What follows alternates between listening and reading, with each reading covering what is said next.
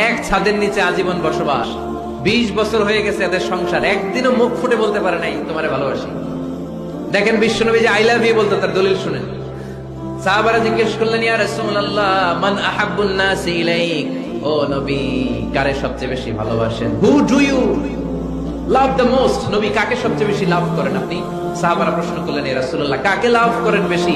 আল্লাহর হাবিব সাল্লাল্লাহু আলাইহি ওয়াসাল্লাম বললেন, আয়েশা, আয়েশা রে। সুবহানাল্লাহ কইবেন না?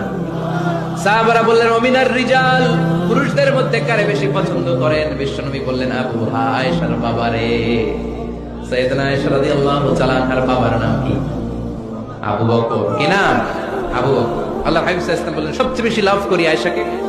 সাহাবারা বললেন, ওমিনার রিজাল, পুরুষদের মধ্যে কারে বেশি লাভ করেন? আল্লাহর হাবিব সাল্লাল্লাহু আলাইহি ওয়াসাল্লাম বললেন, আয়েশার বাবারে। সুবহানাল্লাহ পড়েন। আম্মা জান আয়েশাকে বিশ্বনবী এত ভালোবাসতেন, আম্মা জান আয়েশা পেয়ালার যেখানে ঠোঁট লাগিয়ে দুধ পান করতেন, বিশ্বনবী পেয়ালার ওই জায়গাটা খুঁজে খুঁজে ওই জায়গায় ঠোঁট লাগিয়ে দুধ পান করতেন।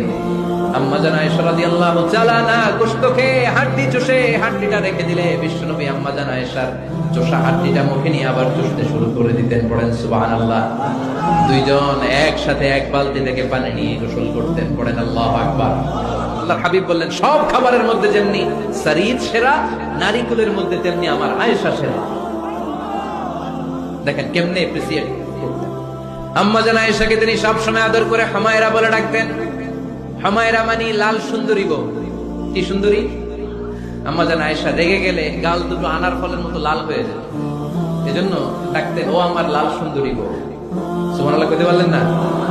আবার আম্মা জান খাদিজাতুল কুবরা তাহেরা রাদিয়াল্লাহু তাআলা আনহার ব্যাপারে বলতেন, ইন্নী ক্বাদ রুজিকতু হুব্বাহা। সহিহ মুসলিমের বর্ণনায় তিনি বলতেন, খাদিজার ভালোবাসা আল্লাহ তাআলা আমার হৃদয়ে রিজিক হিসেবে দিয়েছে। আম্মা জান আয়েশা রাদিয়াল্লাহু তাআলা আনহাকে নিয়ে মরুভূমিতে দৌড়াদৌড়ি করতেন।